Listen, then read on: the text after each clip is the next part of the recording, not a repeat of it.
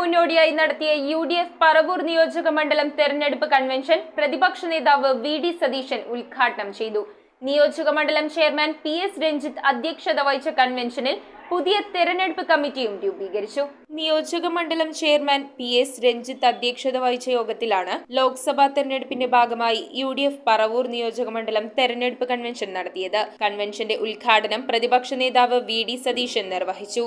കഴിഞ്ഞ 5 വർഷക്കാലം അതിനു മുൻപ് MLA ആയിരുന്ന സമയത്ത്, അതിനുശേഷം MP ആയ സമയത്ത് ജനങ്ങളോടൊപ്പം ഉണ്ടായിരുന്നു MP, അവരുടെ കൂടെ ഉണ്ടായിരുന്നു MP. 24 മണിക്കൂറും അവരുടെ കൂടെ ഉണ്ടായിരുന്നു. പാർലമെന്റിൽ ഉന്നത നിലവാരമുള്ള പ്രസംഗങ്ങൾ നടത്തി നമ്മുടെ എല്ലാവരുടെയും അഭിമാനമുയർത്തി.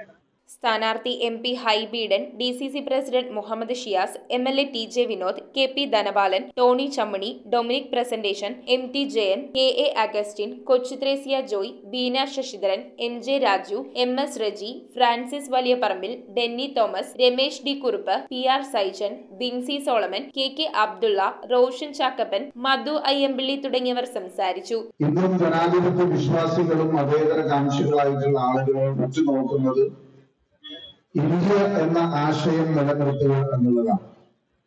ഇന്ത്യയുടെ സെക്യുലർ ഫാബ്രിക് നിലനിർത്തുക എന്നുള്ളതാണ്. തുടർന്ന് പുതിയ തെരഞ്ഞെടുപ്പ് കമ്മിറ്റിയെയും രൂപീകരിച്ചു.